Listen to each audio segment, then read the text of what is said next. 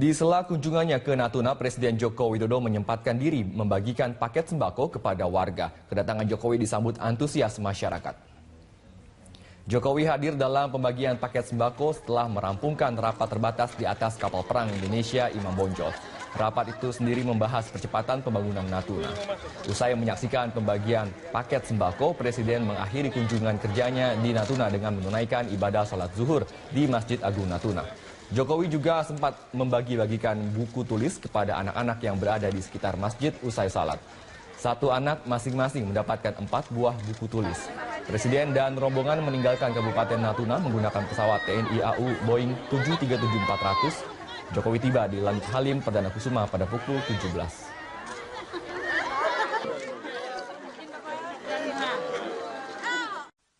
Anda menyaksikan News Update pukul 18 waktu Indonesia bagian Barat bersama saya Andi Rahmi.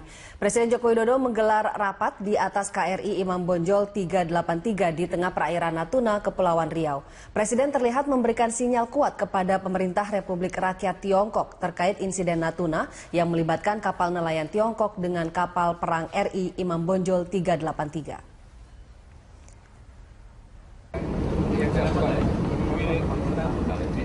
Saya ya kalau yang selatan sama lagi selatan Pak di Australia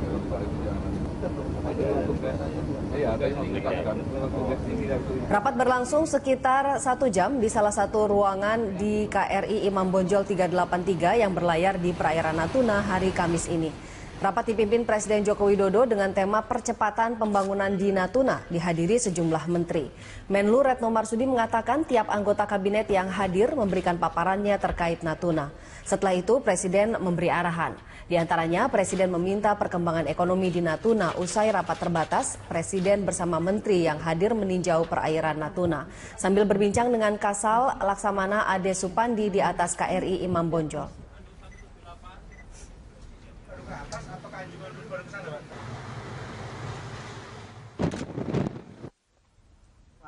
Harus diperhatikan, menjadikan prioritas, dan yang kedua adalah mengenai kedaulatan dan hak berdaulat harus terus terpelihara dan terjaga.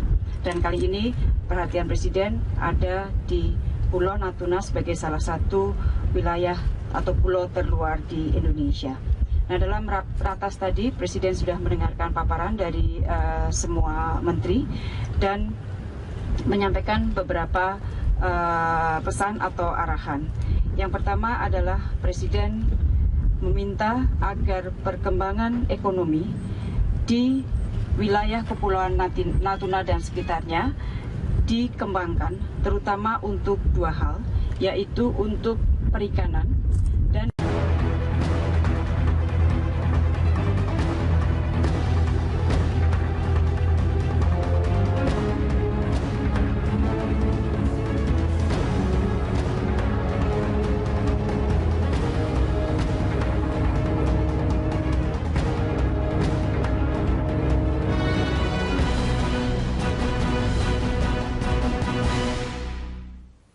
Kementerian Kelautan dan Perikanan sejak 2014 hingga 2016 telah menangkap kapal ikan asing yang mengambil hasil laut di wilayah hukum Indonesia, termasuk yang baru ditangkap 17 Juni lalu.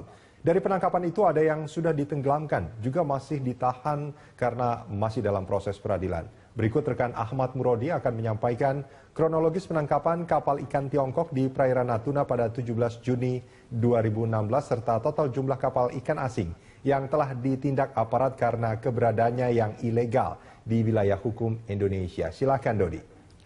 Ya, terima kasih Rudi dan pemirsa, langsung saja kita simak dulu. Yang pertama adalah kronologinya penangkapan kapal Tiongkok di Natuna pada 17 Juni kemarin selama 2 hari. Ya, ini dia, kita mulai dari 17 Juni 2016 hari Jumat lalu. Ini adalah versi Pangarmabar Laksamana Muda TNI A Taufik R. Begitu pada pukul 8 pagi waktu setempat KRI IBL 383 Imam Bonjol menangkap ada 12 kontak kapal ikan asing bergerak. Selanjutnya KRI Imam Bonjol melakukan pengejaran terhadap 12 kapal, namun 11 kapal berhasil melarikan diri. Selanjutnya pada pukul 9.30 KRI Imam Bonjol menurunkan tim Visit Board Search Seizure untuk melaksanakan pemeriksaan dan penggeledahan terhadap kapal Hantan Chow 19038 berbendera Tiongkok yang sedang menebar jala. 7 awak kapal berkewarganegaraan Tiongkok berhasil diamankan.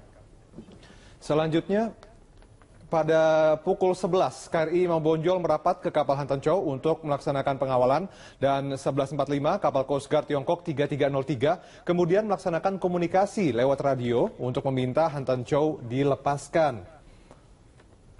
Selanjutnya pada pukul 12.55 KRI Imam Bonjol menggandeng kapal Han Tan Chow menuju pangkalan Al Ranai di Natuna. Kapal Coast Guard Tiongkok pun akhirnya menjauh. Dan pada pukul 22.46 sebuah kapal Coast Guard Tiongkok kembali mendekati konvoi sambil melakukan tindakan provokasi. Mereka meminta KRI Imam Bonjol melepaskan kapal yang ditahan. Dan ya, ini keesokan harinya sudah Sabtu 18 Juni 2016 pukul 1.35 kapal Coast Guard Tiongkok tersebut masih membayangi KRI Imam Bonjol tanpa melakukan tindakan berarti. Dan kemudian pada pukul 5 kapal Coast Guard Tiongkok kembali meminta kapal ikan Tiongkok dilepaskan, namun tidak direspon oleh KRI Imam Bonjol. Akhirnya kapal Coast Guard menjauh dari konvoi. Dan pada pukul 18.20 KRI Imam Bonjol dan kapal Han Tan Chow bergerak menuju Sabang Mawang, Kabupaten Natuna, Provinsi Kepulauan Riau.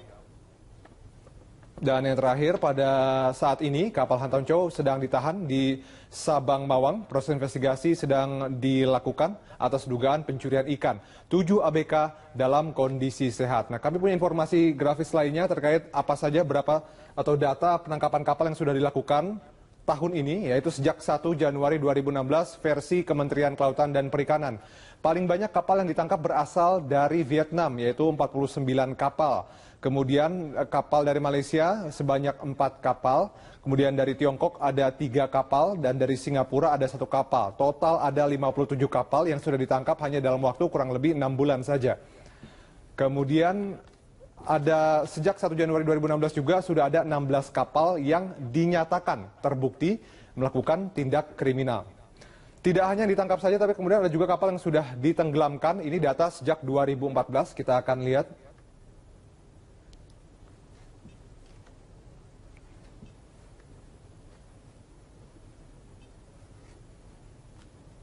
Ya.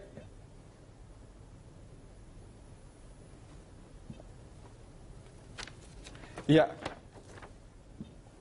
Kita lihat bisa memang kapal yang, ya ini dia, kapal yang telah ditenggelamkan sejak 2014, begitu, asal negaranya Vietnam juga paling banyak. Kalau tadi yang paling banyak ditangkap adalah dari Vietnam, kapal yang paling banyak ditenggelamkan juga dari Vietnam, 50 kapal. Selanjutnya dari Filipina ada 43 kapal, kemudian dari Thailand 21 kapal, dari Malaysia ada 20 kapal. Selanjutnya dari Papua Nugini ada 2 kapal, dari Tiongkok 1 kapal, dan berbendera Indonesia ada 14 kapal. Jadi total ada 151 kapal yang telah ditenggelamkan oleh Kementerian Kelautan dan Perikanan sejak 2014. Ya, itu tadi Rudi dan juga pemirsa informasi grafis yang kami miliki terkait dengan pencurian di Laut Indonesia. Kembali ke Anda di studio. Ya, baik, terima kasih Ahmad Murodi, dan dialog kita lanjutkan kembali. Namun sebelumnya nanti kita punya satu soundbite juga yang akan kita tampilkan. Saya ke Prof. Hikmahanto. Prof, ini kalau kita melihat apa yang dilakukan oleh nelayan-nelayan Tiongkok tadi ya. Nah, ini kalau menurut catatan katanya 3 kali dalam waktu yang dekat sebetulnya. Tapi sebetulnya ini dulu pernah dilakukan nggak sih sama mereka? Sudah pernah mereka lakukan. Pernah ada catatan itu? Saya mendengar dari penuturan dari mantan Kasal ya, Pak Marsetio, ketika beliau menjadi Panglima Armada Barat, itu sudah beberapa kali, dan tempatnya di situ-situ juga. Tempatnya di situ-situ juga. Ini karena memang ada nine dash line itu. Jadi mereka menganggap bahwa itu wilayah mereka. Sehingga para nelayan didorong untuk ada di sana, dan mereka akan mendapat perlindungan dari Coast Guard-nya, begitu. Nah ini kalau kita melihat apa yang terjadi, misalkan ada arbitrase antara Tiongkok dengan Filipina, dan hasilnya sebentar lagi akan keluar. Tapi pernyataan dari Tiongkok itu sudah sangat jelas bahwa mereka tidak akan mengakui putusan arbitrase itu, apapun putusannya. Langkah apa yang harusnya dilakukan oleh pemerintah Indonesia? Artinya kayak gini, kalau pernyataan Menlu misalkan, ini adalah bentuk konsistensi sikap, ada militer kita di sana yang dijagain, itu tidak membuat mereka menyerah. Kalau kita mau mulai dengan arbitrase, nampaknya pernyataan yang sama juga akan muncul. Apa yang harus dilakukan? Dan sebelum itu mungkin, apa kira-kira yang mungkin akan terjadi? Ya, jadi gini, putusan ini sebenarnya kan diinisiasi oleh Filipina. Sebenarnya di dalam konteks Laut Tiongkok Selatan ada 3 masalah besar. Masalah pertama adalah mengenai sengketa klaim kepulauan dan bebatuan dan lain sebagainya. Jadi istilahnya features. Nah, Indonesia tidak menjadi claimant kalau di situ.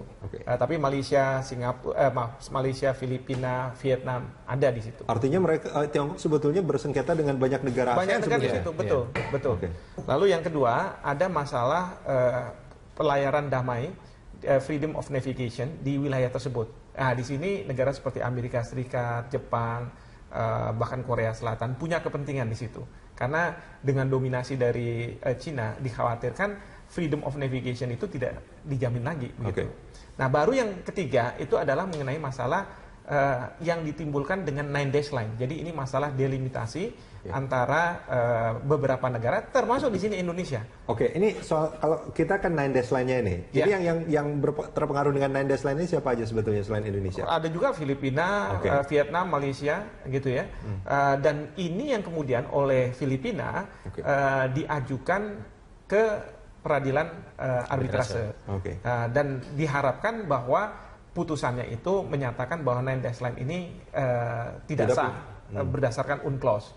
Nah, kalau misalnya itu yang terjadi, kekhawatiran saya adalah Cina tentu tidak akan terima kasih, saya akan terima ini, tidak akan seperti itu. Dengan kekuatannya yang ada, pasti mereka akan meninggi eskalasi di Laut Tiongkok Selatan. Dan itu memang potensinya besar sekali kalau melihat pernyataan-pernyataannya. Betul sekali, potensi itu sangat besar sekali. Maka pemerintah Cina sudah mewanti-wanti ke Filipina dalam artikel Duta Besar Cina di Indonesia bahwa jangan sampai Filipina ini dibiarkan bermain dengan api. Nah, kata-katanya seperti itu. Lalu kemudian kalau misalnya kita lihat sekutu dari Cina, Kamboja, Perdana Menterinya Hun Sen mengatakan bahwa masalah di Laut Cina Selatan itu bukan masalah hukum, tetapi sudah masalah politik. Jadi ini harus hati-hati. Nah, itu jadi ini sebenarnya message yang hendak disampaikan oleh pemerintah Cina, apakah lewat dia langsung atau lewat negara lain, untuk mengatakan bahwa negara-negara, ya, kamu jangan bermain-main sama saya ini. Ya. Dan ini kan menarik sebetulnya, kita melihat Tiongkok itu tadi dengan Filipina, dengan Malaysia juga, dengan sekarang dengan Indonesia, dengan Vietnam, banyak banget negara yang bersengketa. Di situ menurut saya posisi Indonesia sangat penting di mata Cina. Karena diharapkan Indonesia itu akan netral. Netral dalam arti tidak menjadi sekutu. Ya. Nah, ini dengan cara seperti apa? Misalnya saja menghadapi apa yang dilakukan manuver-manuver Indonesia dengan Angkatan Laut, mereka tidak melakukan tanda kutip, ya kan, penggunaan kekerasan terhadap Angkatan Laut kita. Mereka akan di belakang membayang-bayangi. Walaupun bisa melakukan ya. Walaupun mereka bisa melakukan, walaupun itu juga dengan Coast Guard ya sebenarnya. Tapi mereka tidak melakukan itu. Belum lagi juga mereka tidak memberikan sanksi tanda kutip ekonomi kepada Indonesia. Bisa saja mereka misalnya menyetop pinjamannya misalnya ya, karena kita punya ketergantungan terhadap Cina di situ. Nah, ini yang tidak lakukan karena mereka tahu kalau sekali Indonesia marah, maka netralitas Indonesia akan tidak lagi ada di situ. Ya, tapi kalau mereka berharap Indonesia netral, ini kan sebetulnya yang dilakukan sama mereka nyebelin sebetulnya. Kan? Nah, ini gimana? Nah, ini yang kalau menurut saya pemerintah kita bisa bermain di ruang itu. Karena kalau misalnya secara ekonomi yang saya dengar dari pernyataan Pak Luhut mengatakan, ya, masalah kedaulatan kita tidak akan kompromi, kedaulatan dan hak berdaulat, tapi tolong diingat masalah hubungan baik, masalah ekonomi, kan begitu ya. Nah, oke, kalau misalnya katakanlah pemerintah punya sikap seperti itu, kita bermain di masalah politik yang berkaitan dengan kenetralan Indonesia dalam sengketa ini. Karena kita bisa tekan juga ke pemerintah Cina, kalau kamu ganggu di sini, kita nggak akan netral lagi nih. Ya kan? Kita akan menjadi musuh Anda juga dengan yang lain-lain negara seperti itu. Prof, kita jeda sebentar. Pak Saraf, kita jeda ya, karena kita harus jeda sekarang. Pemirsa jangan kemana-mana.